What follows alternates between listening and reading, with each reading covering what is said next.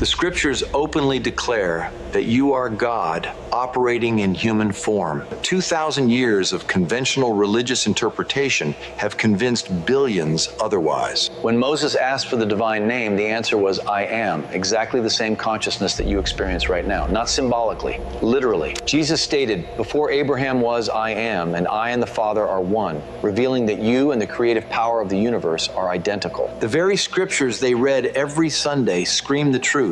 The kingdom of heaven is within you. You don't need a connection with God because you are the divine consciousness itself pretending to be limited. That constant fear of failure you cultivate, it's shaping your future right now. Do you accept the feeling of scarcity as normal? It's programming your bank account. You were trained from childhood to look for God outside, to pray to something external, to ask permission to exist fully. But you need to understand the exact mechanism by which your feelings become your reality, because most will die without ever discovering that they always had the power to create any life they desired.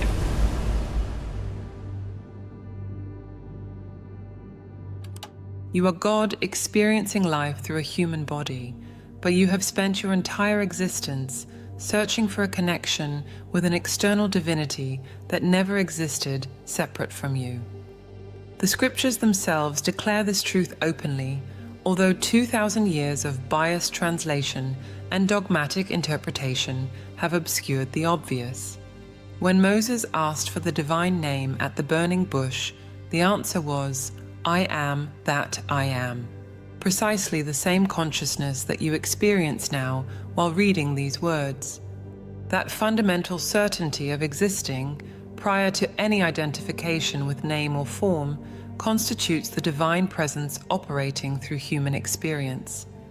Not a spark, not a connection, but the total creative power of the universe, manifesting as individual consciousness. Neville Goddard exposed this mechanism without ambiguity in Feeling is the Secret. Consciousness is the one and only reality, not figuratively, but literally. Every object, person, and circumstance in the physical world represents states of consciousness, crystallized into apparent form. The observer creates the observed, not poetically, but operationally. Jesus Christ stated, "The kingdom of heaven is within you, and I and the Father are one," revealing not a special condition of his own, but the nature of all human consciousness. When understood literally, these declarations destroy the religious power structure built upon the premise of separation. If each individual recognized their divine identity, all external spiritual authority would evaporate instantly. The mechanism by which you forgot this truth operates through the apparent division of consciousness. Neville describes two aspects working together: the conscious, masculine and selective, which thinks and chooses, and the subconscious, feminine and receptive, which accepts without question and manifests into reality. The conscious generates ideas and impresses these ideas on the subconscious. The subconscious receives ideas and gives them form and expression. The operational secret resides in feeling as the only means of communication between these aspects. No idea can be impressed upon the subconscious until it is felt, but once felt, be it good, bad, or indifferent, it must be expressed. Each sustained emotion programs the subconscious, which faithfully reproduces these impressions as external conditions. The world around you now reflects exactly the feelings you have cultivated, consciously or not. This deliberate forgetting serves a specific purpose. Like an actor who must forget their identity to fully live a character, the divine consciousness needed to veil its omniscience to genuinely experience the human condition. Neville confirms, the waking man is under compulsion to express his subconscious impressions. To experience the human drama authentically, you first needed to forget that you wrote the script. Every financial problem arises from feelings of scarcity accepted as truth. Every illness manifests from emotions of vulnerability or attack sustained in the subconscious. Conversely, Every success and moment of joy also emerged from corresponding feelings. You were never a victim. You were always the creator operating through a mechanism that no one taught you to use consciously. While millions pray to an external God, they are literally talking to themselves without knowing it. Each supplication represents the temporarily amnesiac divine consciousness, asking itself to remember its power. Each spiritual search is God looking for God, the infinite pretending to be finite, to experience the process of rediscovery. Your deepest desires are not whims of a limited ego, but impulses of the universal creative power seeking to express itself through your unique perspective. Each genuine ambition represents God desiring to experience more of Himself through your specific focal point of consciousness. Awakening to this truth doesn't mean escaping human experience, but participating in it consciously. When the divine amnesia begins to dissipate, you don't abandon the game. You finally begin to play it with knowledge of the rules. The question then becomes, how did this divine consciousness voluntarily descend into human limitation?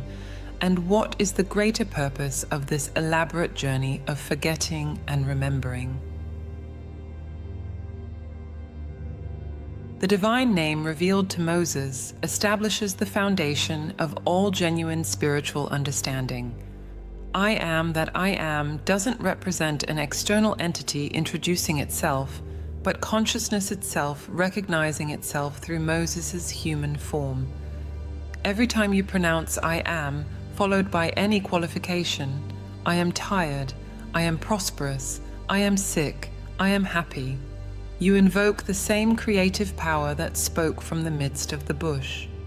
The difference lies only in what you attach to this fundamental declaration of existence. The sacred words of the scriptures all converge on this same inner reality. Jehovah translates as, He causes to be, or He brings into existence, precisely what your consciousness does continually. Lord means the one who has dominion, and you have complete dominion over your experience through feeling. Christ, from the Greek Christos, means the Anointed One, the consciousness awakened to its creative power. Jesus, or Yeshua, means Jehovah saves, consciousness saving itself from the illusion of limitation through recognition of its true nature. Matthew 16 presents one of the most significant revelations when Jesus asks the disciples who they say He is. Peter responds, You are the Christ, the Son of the living God. Jesus then declares that this revelation didn't come from flesh and blood, but from the Father who is in heaven. Translating beyond the symbolism, when human consciousness recognizes its Christ identity, its anointed creative power, this perception comes from within, from the deepest dimension of being, not from external teaching. Neville Goddard illuminates the structure of this consciousness through the metaphor of the mystical marriage. The conscious is male, the subconscious is female. The mystery to which Paul referred when he wrote, This is a great mystery. He who loves his wife loves himself, and the two shall become one flesh, is simply the mystery of consciousness. This union between the aspects of consciousness appears poetically in the Song of Songs. By night on my bed I sought him whom my soul loves. I found him whom my soul loves. I held him and would not let him go until I had brought him into my mother's house and into the chamber of her who conceived me. The text describes the nocturnal process where the conscious mind seeks the subconscious to plant the seeds of desire. The mother's house, the chamber of her who conceives, represents the subconscious that gives form to all impressions. Neville explains, preparing to sleep, you feel yourself in the state of the wish fulfilled, and then relax into unconsciousness. Your realized wish is that which you seek. The spiritual structure revealed by Paul in 1 Corinthians establishes a precise hierarchy. Apostles first, prophets second, then teachers, workers of miracles, healers, helpers, administrators, and speakers in tongues. This order doesn't confer moral or spiritual superiority, but indicates specific functions in the cosmic drama. Romans 11 clarifies definitively, "Even so then, at this present time also, there is a remnant according to the election of grace. And if by grace, then it is no longer of works. Otherwise, grace is no longer grace." The selection occurs before birth, before any conscious action or choice. Some are predestined to awaken first and assist others in the process, not through personal merit, but through the necessity of the divine plan of progressive self-revelation. Each role was distributed before the descent into human form. This descent represents the most extraordinary movement of consciousness. No one has ascended to heaven but he who descended from heaven. You cannot ascend to a state you didn't previously occupy. The divine consciousness voluntarily descended from perfect unity to experience multiplicity and separation. It wasn't a fall or an error, but a deliberate choice of temporary self-limitation. Neville describes the purpose. You are an eternal dreamer, dreaming non-eternal dreams. The infinite chose to experience finitude, the immortal chose to taste mortality, and omniscience chose to know ignorance. Through this journey, consciousness acquires something impossible in its original state of perfection: the genuine experience of overcoming, discovery, and transformation. The serpentine energy mentioned in ancient scriptures, the Kundalini of Eastern traditions, represents this same consciousness asleep at the base of the spine, destined to eventually rise through the energy centers until it explodes in the skull, revealing the glorified form, human in face and hands, but transcendent in power and wisdom. This is not esoteric symbolism, but a technical description of the awakening process predetermined for all incarnated consciousness. Human imagination doesn't constitute a tool that you possess or a mental faculty that you developed through evolution. Imagination is God Himself operating through the human apparatus, the fundamental creative power of the universe, functioning in and as you. When you imagine any scene, you're not using God. God is expressing Himself through your imaginative activity. Neville Goddard establishes categorically, consciousness is the cause as well as the substance of the entire world. Everything that exists arose first in imagination and then condensed into physical form through the mechanism of feeling. Your capacity to imagine doesn't differ from the divine act of creation described in Genesis. When you mentally visualize any condition and feel it as real, you're participating in the same process through which galaxies were formed.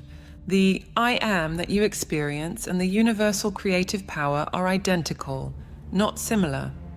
When Jesus declared, "Before Abraham was, I am," He was revealing that consciousness precedes all manifestation, that I am exists before any specific form or identity. Abraham represents the manifested world, while I am represents the unmanifested power that brings everything into existence. You are that power, temporarily identified with a specific name and form. The mechanism through which this power operates was precisely described by Neville. The creative process begins with an idea, and its cycle runs its course as a feeling and ends in a volition to act. But there's a crucial distinction here. It's not the intellectual idea that creates, but the feeling that the idea generates. Feeling is the one medium through which ideas are conveyed to the subconscious. Therefore, the man who does not control his feelings may easily impress the subconscious with undesirable states. The subconscious doesn't distinguish between what society considers real or imaginary. To it, what you feel deeply is an absolute fact that must be expressed in the physical world. Neville explains, the subconscious is not concerned with the truth or falsity of your feeling. It always accepts as true that which you feel to be true.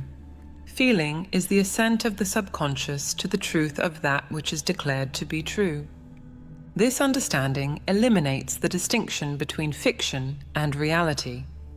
Every imaginative act possesses real creative substance. A scene imagined with sufficient emotional intensity will inevitably manifest not through magic or supernatural intervention, but through the very nature of consciousness. Because of this quality of the subconscious, nothing is impossible to man. Whatever the human mind can conceive and feel as true, the subconscious can and must objectify. The spiritual hierarchy described by Paul now reveals its true meaning. Apostles are consciousnesses designated to awaken first and assist others in the process. Prophets are those who perceive and declare truths before they become evident to the majority. Teachers are those who can articulate the process in a comprehensible way. But all operate with the same fundamental power. The difference lies only in the timing of awakening and the specific function within the greater plan. The grace that Paul mentions repeatedly doesn't represent arbitrary divine favor granted by an external God. Grace is the sudden, unearned recognition of your true divine identity. You cannot force this awakening through practices, disciplines, or good works. Romans makes it explicit. And if by grace, then it is no longer of works. Otherwise, grace is no longer grace. The awakening occurs at the predetermined moment, following the script that you yourself established before assuming human form.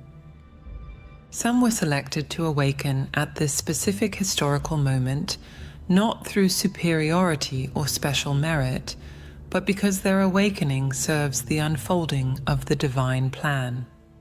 Each individual consciousness is equally God, equally powerful, equally sacred. The apparent differences in spiritual capacity reflect only different stages of the same remembering process that all will eventually complete. The mystery of the election remains hidden from the conscious mind.